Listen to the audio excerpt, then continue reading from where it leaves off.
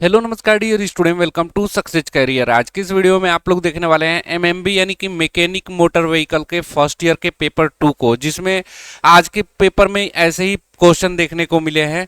और ये पेपर आपका 8 सितंबर 2024 को है, जो कि 15-17 यानी कि 3 बजे से जो 5 बजे के बीच में पेपर होता है उसका है। यदि आप भी एमएमबी फर्स्ट ईयर में हैं तो ये प्रीवियस ईयर के पेपर को आप लोग जरूर देख के जाएं। ऐसे ही प्रश्न सेम टू सेम आपको देखने को मिलेंगे।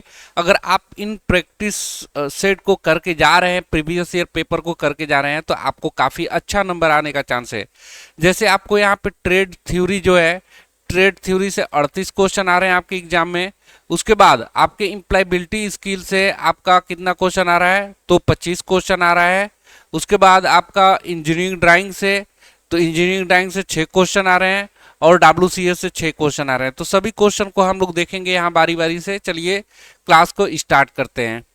ठीक है, सबसे पहले आज का जो क्वेश्चन है वो है पहला नंबर का क्वेश्चन, वो आप लोग देखेंगे। दिया है टाइमिंग चेन का उद्देश्य क्या है। ठीक है ना, पहला क्वेश्चन है टाइमिंग चेन का उद्देश्य क्या है। तो उद्देश्य क्रैंक व कैम शाफ्ट गियर को जोड़ने के लिए टाइमिंग चेन का उद्देश्य है ना।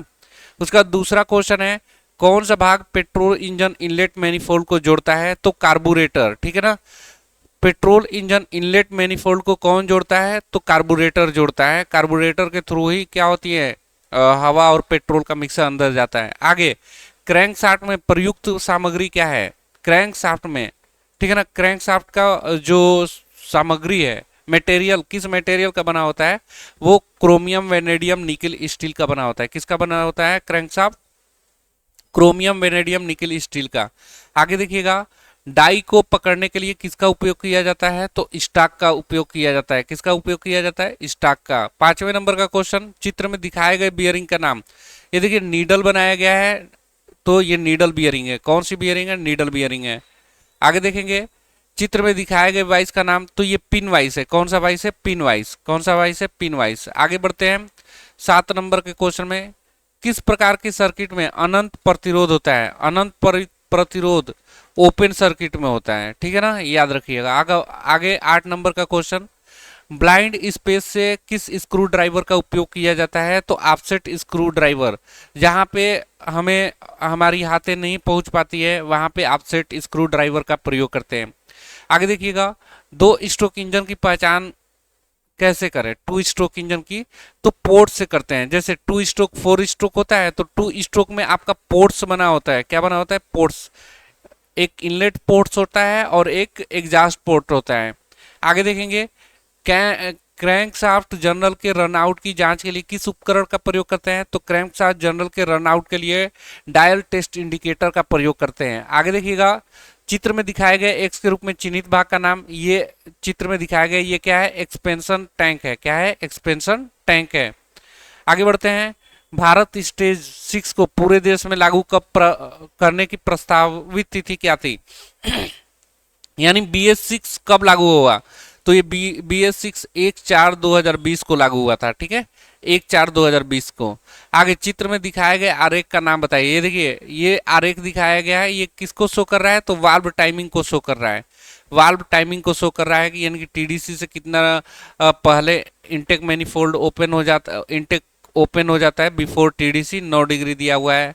तो ये आपका वाल्व टाइमिंग डायग्राम है। चित्र में दिखाया गया हाइड्रोमीटर, ये हाइड्रोमीटर शो कर रहा है, ये आपको बताना है। तो हाइड्रोमीटर बढ़िया से देख लीजिए, ये क्या करता है हाइड्रोमीटर, तो इलेक्ट्रोलाइट के विशिष्ट गुरुत्व जांचने के लिए इलेक्ट्रोलाइट का प्रयोग करते हैं। ठीक है ना, इलेक्ट्रोलाइट का प्रयोग करते हैं। आगे बढ़ते हैं एयर कूल्ड इंजन में धातु के फिन्स कहाँ स्थित होते हैं, तो सिलेंडर और हेड पे होते हैं। ठीक है, फिन्स कहाँ बना होता है, सिलेंडर और हेड पे बना होता है। आगे डीजल इंजन का ईंधन फीड पंप आमतौर पर कहाँ लगाया जाता है, तो ये फ्यूल इंजेक्शन पंप पे लगाया जाता है। कहाँ लगाया जाता है, फ्यूल इंजेक्शन पंप पे। आगे देखिएगा चित्र में दिखाया गया अनिवार्य चिन्ह का नाम। ये हैंड वॉश दिखाया गया ना, वॉश हैंड दिखाया गया, हाथ धोया जा रहा है नल से। 18 नंबर का क्वेश्चन देखिएगा, कौन सा drill beat code cutting edge के पीछे घर्षण को रोकता है, तो क्लियरेंस एंगल। ठीक है ना, ये रोकता है घर्षण को। 19 नंबर का क्वेश्चन देखिए, कैटेलिटिक कन्वर्टर का उपयोग किया जाता है किस लिए, एग्जॉस्ट सिस्टम के लिए। किसके लिए, कैटेलिटिक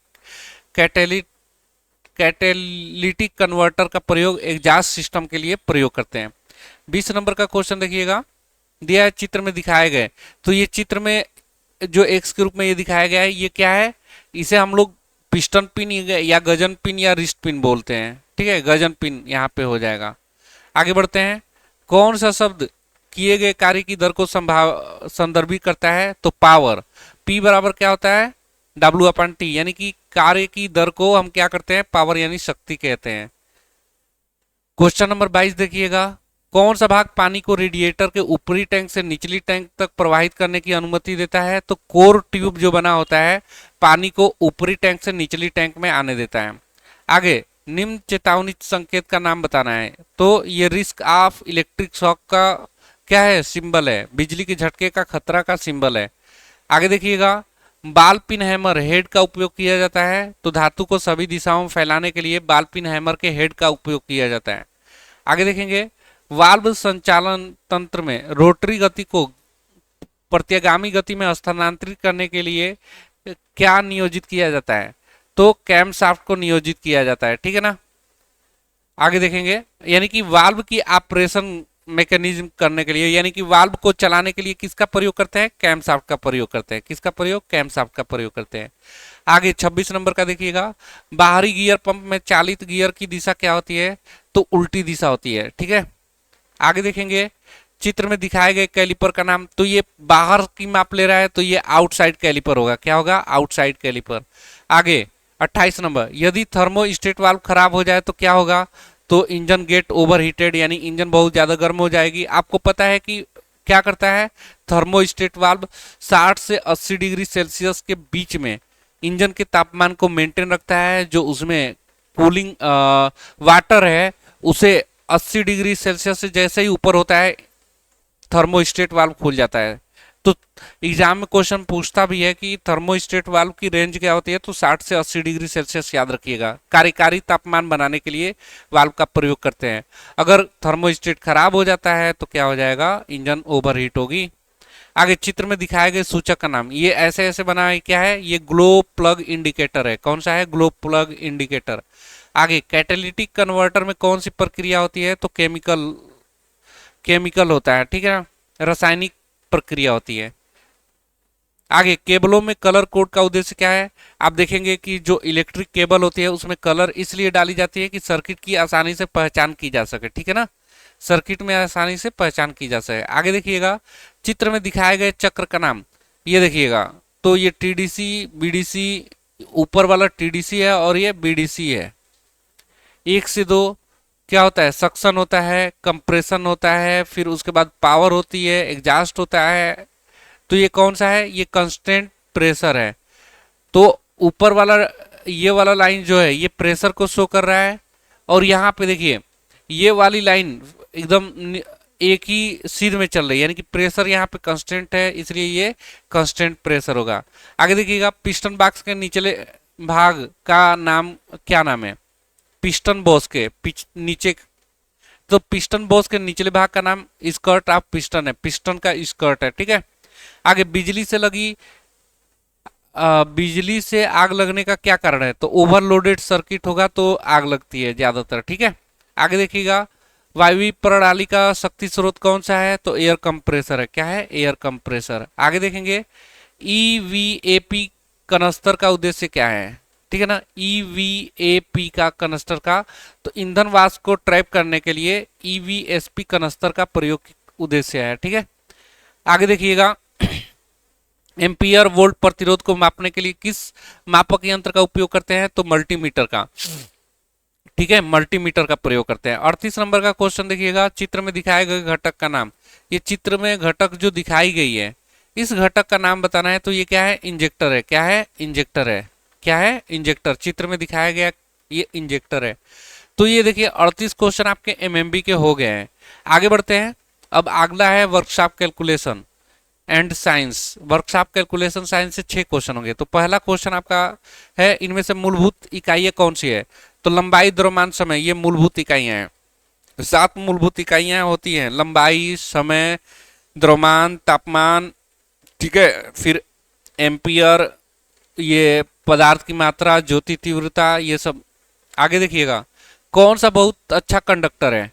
तो कॉपर आपका बहुत अच्छा कंडक्टर माना जाता है स्टील, कास्ट आयरन और राइट आयरन की तुलना में। अगला देखिएगा, गति की इकाई क्या है? तो मीटर प्रति मिनट है। गति की इकाई मीटर प्रति मिनट या मीटर प्रति 1 मिनट, ये गलत चूज हुआ है, मीटर प्रति सेकेंड होगा, ठीक है ना।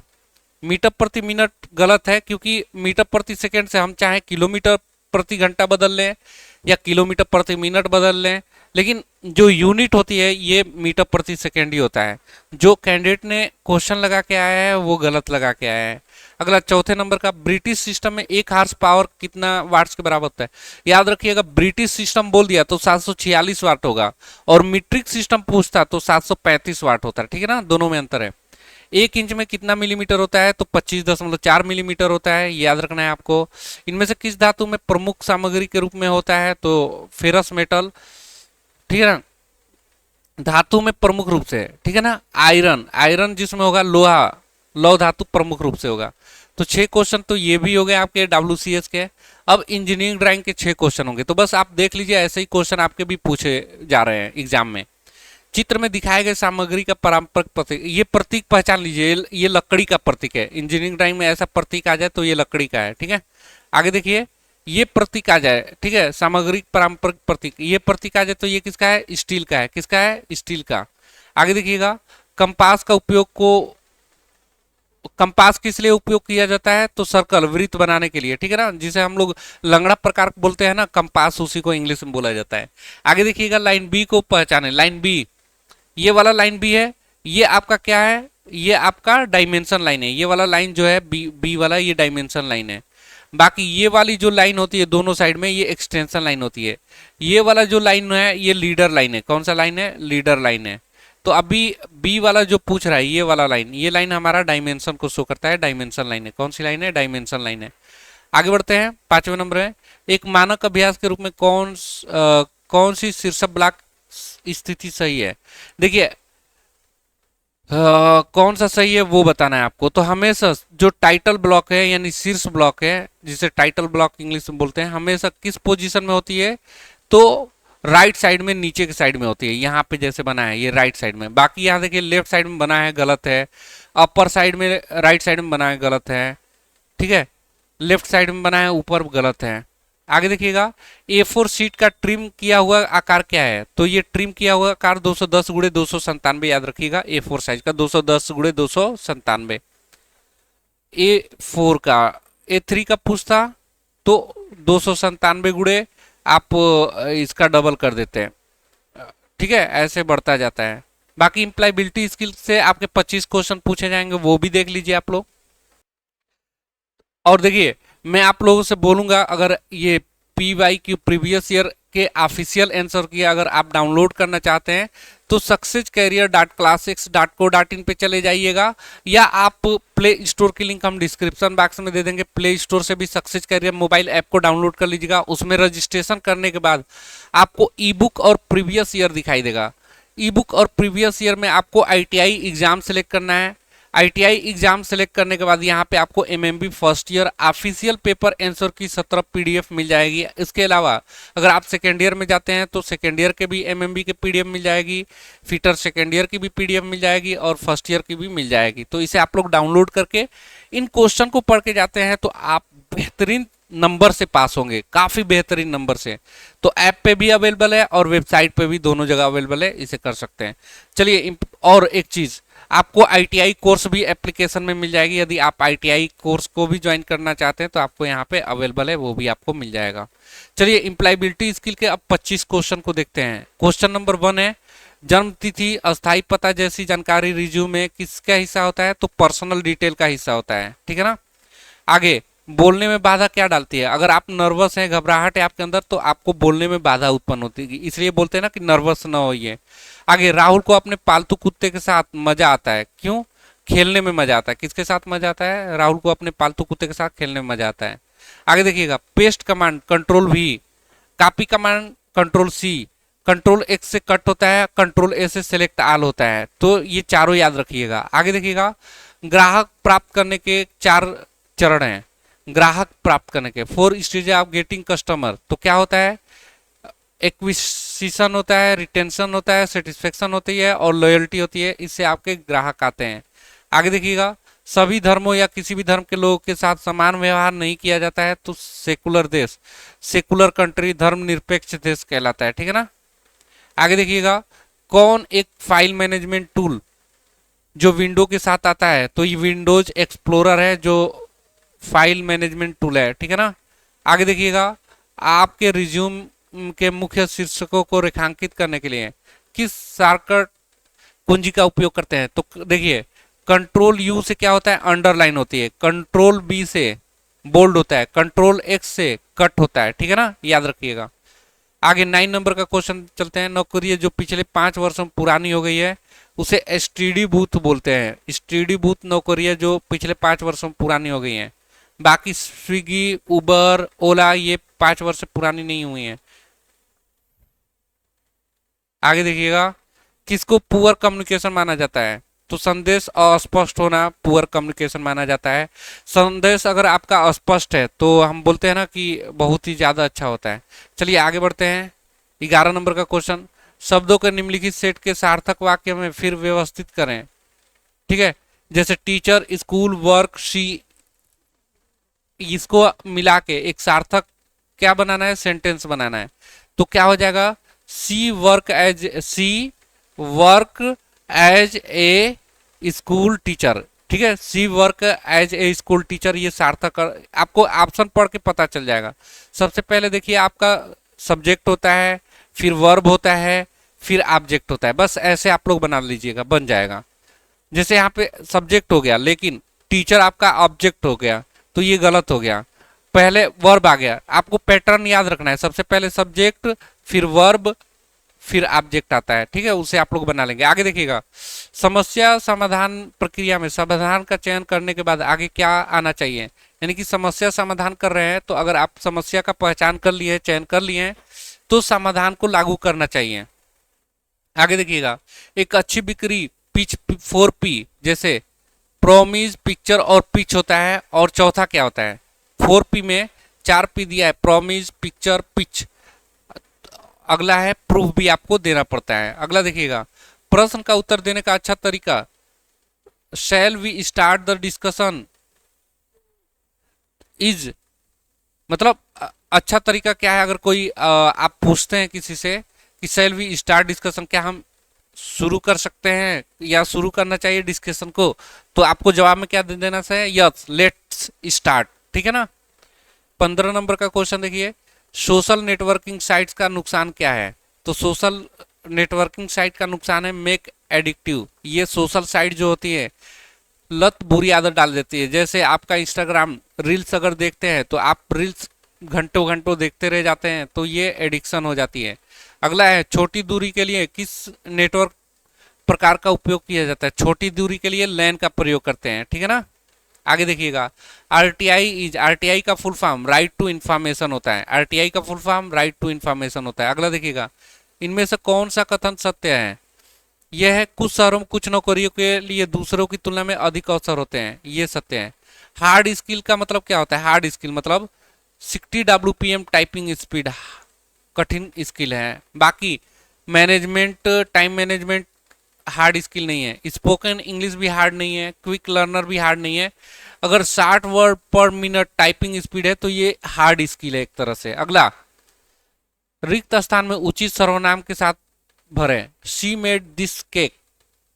देखिए, तो यहाँ पे हरसेल्फ होगा, क्या होगा, हरसेल्फ होगा। आगे 21 नंबर का देखिएगा, कंप्यूटर का मस्तिष्क किसे कहते हैं, सीपीयू को बोलते हैं, सेंट्रल प्रोसेसिंग यूनिट को। आगे देखिएगा 22 नंबर का क्वेश्चन, दिए गए वाक्य में शब्द रोहन के बाद सही विराम चिन्ह। तो देखिए, रोहन के बाद यहाँ पे कामा आना चाहिए। ठीक है, यहाँ पे कामा आना चाहिए, रोहन के बाद कामा आना चाहिए। कामा रोहन, कामा डेविड एंड राम, तो कामा आना चाहिए। ठीक है ना। आगे देखिएगा, what does a in smart stand for, यानी कि स्मार्ट की फुल फॉर्म में ए क्या है, तो अचीवेबल होता है। ठीक है, आगे बढ़ते हैं। प्रोनाउंसिएशन रिफर्स टू, प्रोनाउंसिएशन का full form production of sound. ठीक है, ध्वनि का उत्पाद होता है। नहीं बोलते हैं कि प्रोनाउंसिएशन आपका सही नहीं है, उच्चारण सही नहीं है, यानी कि आपका ध्वनि जो निकल रहा है वो सही नहीं है। ठीक है, आगे देखिएगा 25 नंबर का, कुछ न कुछ विभिन्न प्रकार की इकाइयां बनाता है, डाइवर्सिटी, ठीक है, कहलाता है। तो देखिए, आप लोग सक्सेस कैरियर मोबाइल ऐप को जरूर डाउनलोड कर लीजिएगा। Download to success career mobile app, यहाँ से क्लिक करेंगे भी तो आप लोगों का एप्लीकेशन आ जाएगा। यहाँ आप लोग तैयारी कर सकते हैं, ठीक है ना। और किसी तरह की क्वेरी होगी तो आप कमेंट्स बॉक्स में पूछ लीजिएगा। यदि आप आईटीआई कोर्स या आगे आने वाले समय में आप विभिन्न प्रकार की एग्जाम की तैयारी करना चाहते हैं तो आप तैयारी कर सकते हैं, ठीक है। बाकी किसी तरह की क्वेरी होगी तो कमेंट्स बॉक्स में पूछ लीजिएगा। तब तक के लिए बाय, जय हिंद।